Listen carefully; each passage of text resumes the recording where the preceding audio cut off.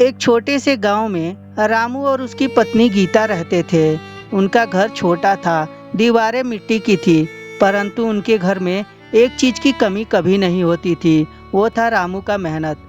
रामू रोजाना सुबह उठकर काम की तलाश में निकल पड़ता। कभी खेतों में काम करता और कभी ईंट के भट्ठों पे काम करता और कभी कभी वो घर में भी काम कर लिया करता था। रामू हमेशा सोचता था कि चाहे मैं गरीब हूँ लेकिन मेरी पत्नी को कभी भूखा नहीं सोने दूंगा। लेकिन गीता की सोच कुछ और ही थी। उसे हमेशा दूसरे लोगों की चीजें देखकर लालच आ जाती थी। एक दिन शाम को हारा थाका रामू अपने घर आता है।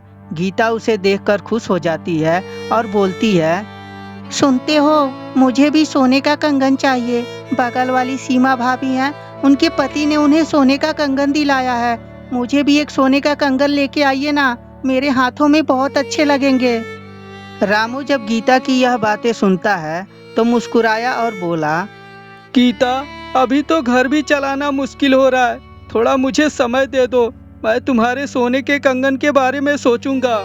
लेकिन गीता को यह जवाब बिल्कुल भी पसंद नहीं आया और वो गुस्से में बोली, तुम्हें तो बस बहाने आते हैं। दूसरे के आदमी अपने पत्नियों की हर एक इच्छा पूरी करते हैं और तुम हो जो मेरे लिए कंगन तक नहीं ला सकते।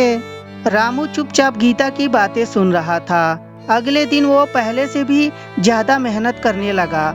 सुबह से शाम तक बिना रुके काम करता रहा ताकि कुछ पैसे बचाकर अपनी पत्नी की इच्छा को पूरा कर सके। लेकिन महंगाई इतनी थी कि घर का राशन में ही सारा पैसा खत्म हो जाता। कुछ दिन बाद गीता फिर बोलती है, रामू, अगर जो तुम मुझे सोने का कंगन नहीं दिला सकते तो कम से कम एक चांदी की पायल तो दिला दो। रामू ने प्यार से कहा, गीता, मैं कोशिश कर रहा हूँ, थोड़ा तुम धैर्य रखो। लेकिन गीता ने रामू की एक ना सुनी। अब घर में लगभग हर दिन झगड़ा होने लगा। रामू जितना शांत रहता, गीता उतना ही गुस्सा करती। एक दिन गीता ने आखिरी फैसला कर लिया। उसने अपने कपड़े एक थैले में भर लिया और बोली, रामू, मैं अपने मायके जा रही हूँ। जब पैसे वाले बन जाओ तब मुझे बुला लेना और उससे पहले मेरे मायके आने की गलती भी मत करना। रामू ने गीता को बहुत समझाया। गीता, घर छोड़कर मत जाओ। गरीब हूँ लेकिन तुम्हें दिल से चाहता हूँ, प्लीज मत जाओ। लेकिन गीता ने पीछे मुड़कर भी नहीं देखा और वो अपने मायके चली गई। गीता के जाने के बाद रामू बिल्कुल अकेला पड़ गया था। कभी बिना खाए ही सो जाता और घर बिल्कुल अकेला सुनसान लगने लगा था। लेकिन उसने मेहनत करना नहीं छोड़ा। उसे उम्मीद थी कि एक दिन गीता जरूर लौट के आएगी। धीरे धीरे समय गुजरता जाता है। जैसा सोचा था रामू ने वैसा ही हुआ। एक दिन गीता लौटकर घर आती है और रामू को देखकर भावुक हो जाती है। रामू भी गीता को देखकर बहुत ज्यादा खुश होता है। और तभी, रामू, मुझे माफ कर दो। मैंने तुम्हारे प्यार की कभी कदर नहीं की और कदर तब हुई जब मैं तुमसे दूर हुई। रामू शांत आवाज में पूछा, क्या हुआ, सब ठीक तो है ना? मायके में कुछ दिन तक तो सबने बहुत प्यार किया, लेकिन धीरे धीरे मेरी भाभी ने मेरी इज्जत करना बंद कर दी।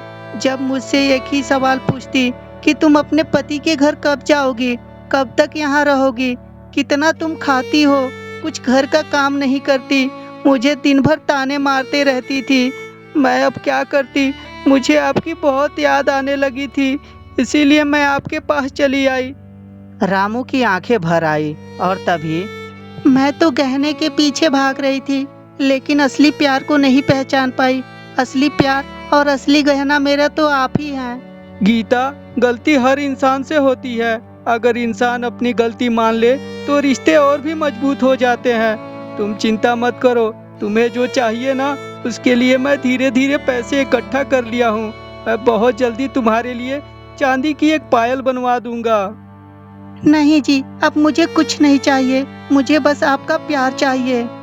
आखिरकार गीता को ये एहसास हो गया कि पति के बिना पत्नी की कोई औकात नहीं होती है। दोस्तों, इस कहानी से हमें ये सीख मिलती है कि रिश्ते की कीमत पैसों और गहनों से नहीं होती, बल्कि सच्चे जीवन साथी से होती है। आजकल दोस्तों ऐसे ही कहानियाँ जो है काफ़ी फेमस होती हैं, इसलिए मैंने भी बनाया है। तो प्लीज़ इसके चैनल को सब्सक्राइब कर लें और वीडियो को भी लाइक कर दें। और हाँ दोस्तों, अपने दोस्तों के साथ शेयर करना ना भूलें। प्लीज़ दोस्तों, कोई ना कोई कमेंट ज़रूर कर दिया करिए। धन्यवाद दोस्तों।